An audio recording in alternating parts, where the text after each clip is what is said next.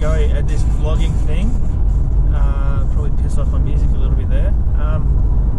Never really done these vlogs, so I'll try and see if I can improve and learn a bit about it. I'll try and put a few little videos in from time to time and split it up. So anyway, I'm currently on day 7 in the States. Currently travelling west to Mount Rushmore, so I thought I'd just have a bit of a chat while I'm driving. Go back a week, I flew on Monday the 9th of June. I flew from Launceston to Sydney. I gave myself an extra day up my sleeve just in case things got delayed getting to Sydney, because Launceston has a bad habit of getting fogged in this time of year, so I didn't want to run the risk of that. I spent the afternoon in Sydney just killing time. I was supposed to get my tattoo finished by my tattoo guru in Sydney, but he had to cancel, so that's alright, I'll fix that up next time. Anyway, so I spent the night in Sydney. The next day I travelled to Dallas, Texas. It was a 16-hour flight. I was stoked when someone, there was no one sat down next to me. I had a vacant seat between me and old mate. I was on the window. He was a bit of a strange cat on the aisle. I'll try and put in a little video of him here in a sec. I'll try and cut that in somehow.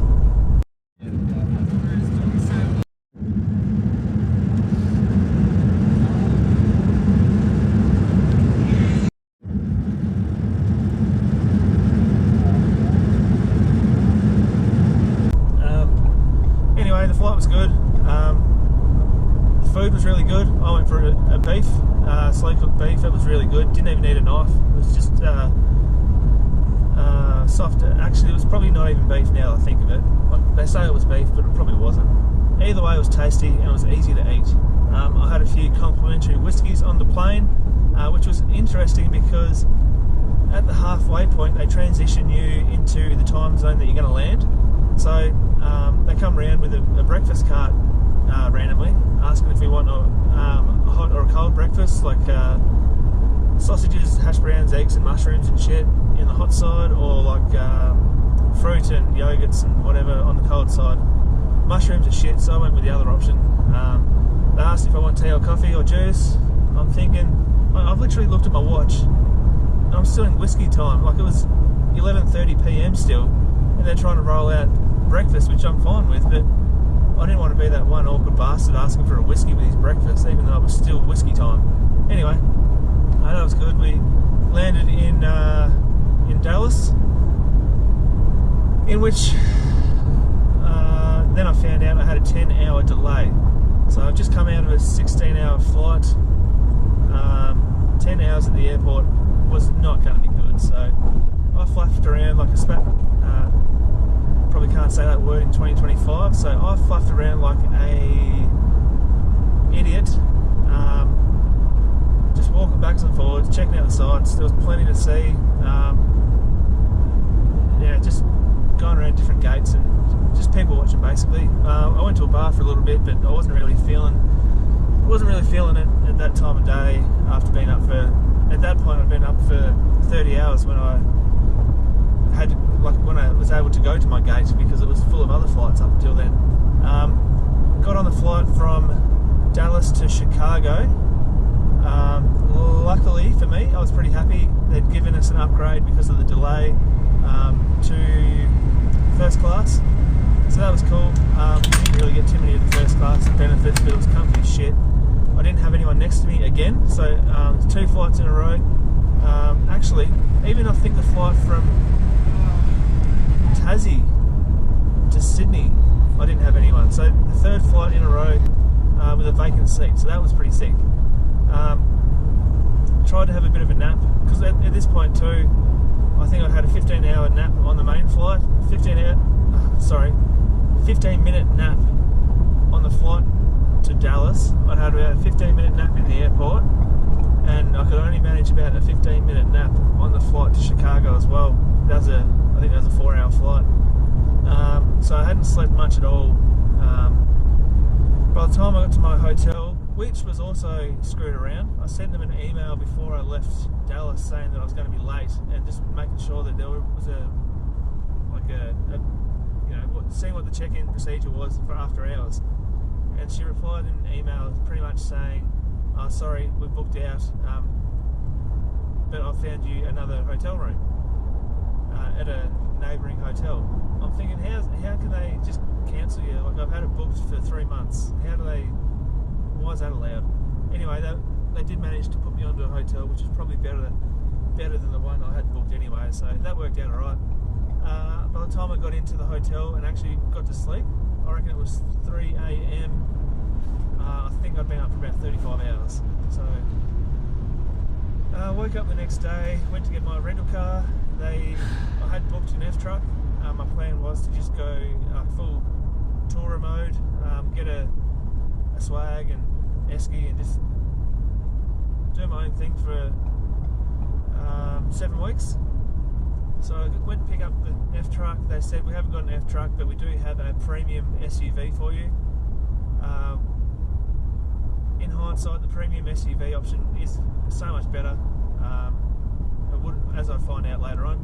But as I went to secure the booking, or finalise the paperwork, they wanted to hold my card, to which he said, "Do you have a credit card?" I handed him my travel Visa debit card, whatever it is, and he's like, "Oh, no, we don't accept these. Do you have a credit card?" I was like, "No, I don't."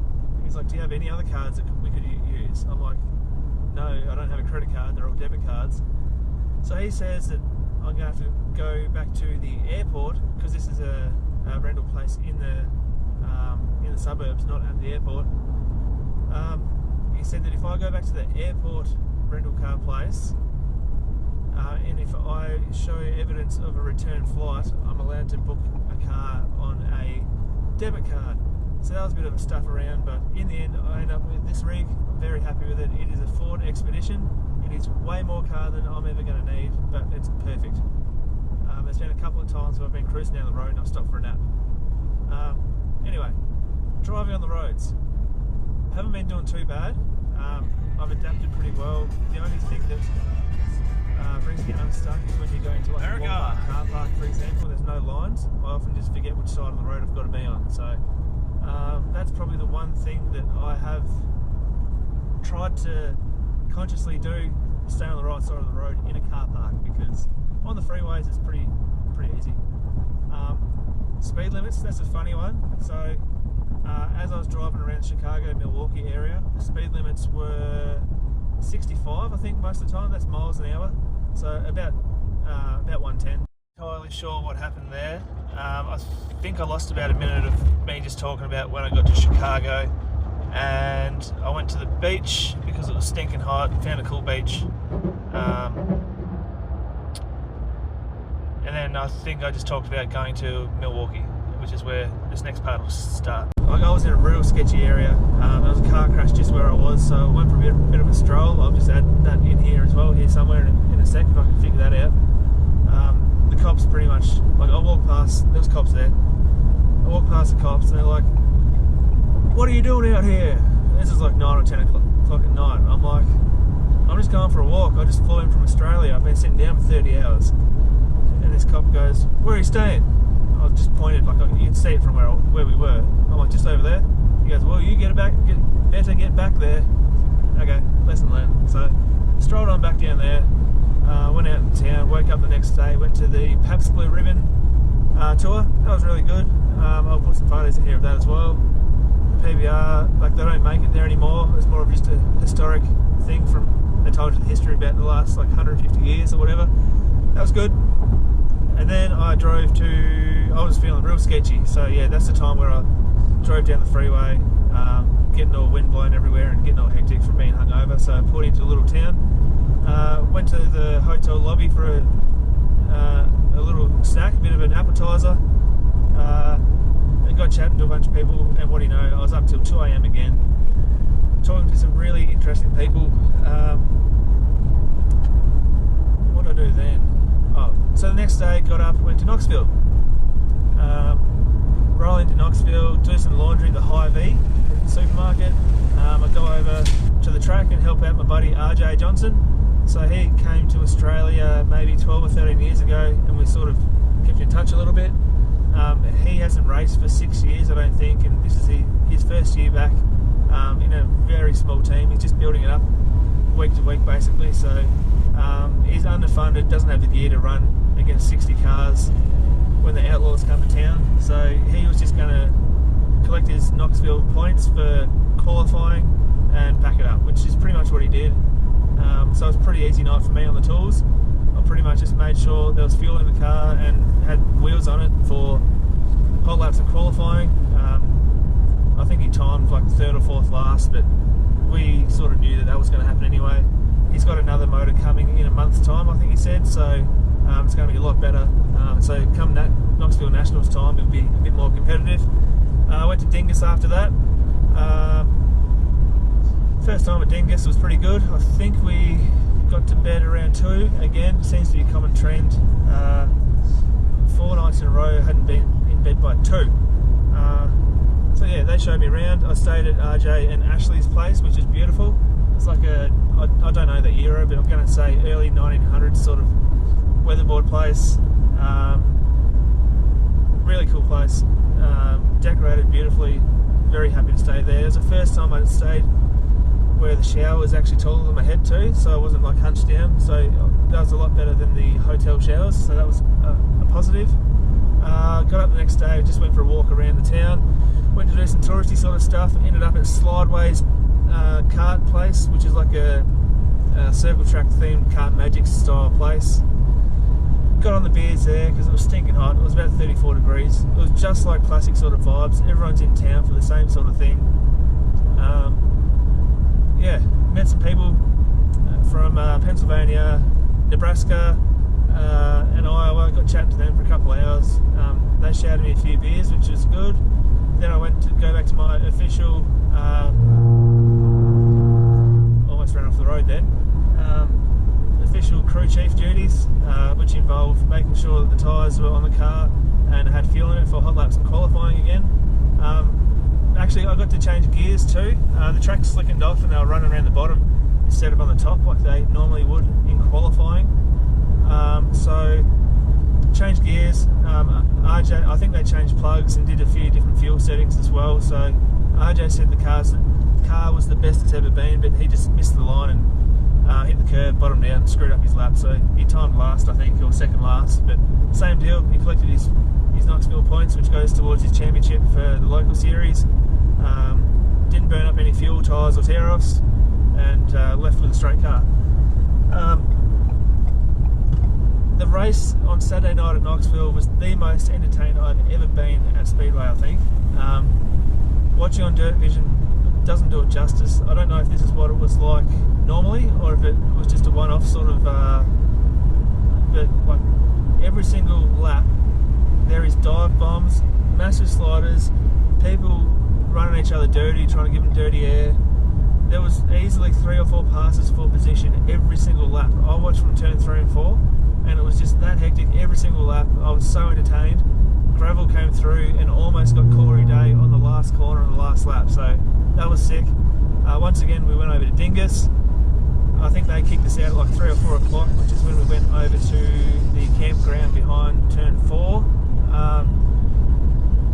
Probably didn't finish up there till about 7:30. I slept in my car, woke up, sweating my dick off. It was so hot. I think I'd slept for about 3 or 4 hours. I went to the local lake and just cooled off, went for a swim, and then drove to where was I? Wisconsin.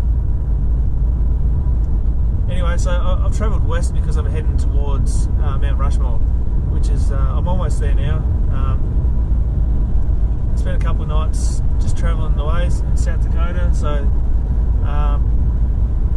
yeah, interstates are pretty cool. I like calling into the small little towns. I've since bought a bunch of supplies, so I'm not going to like bars and grills as much. I hope to do some proper like camping style.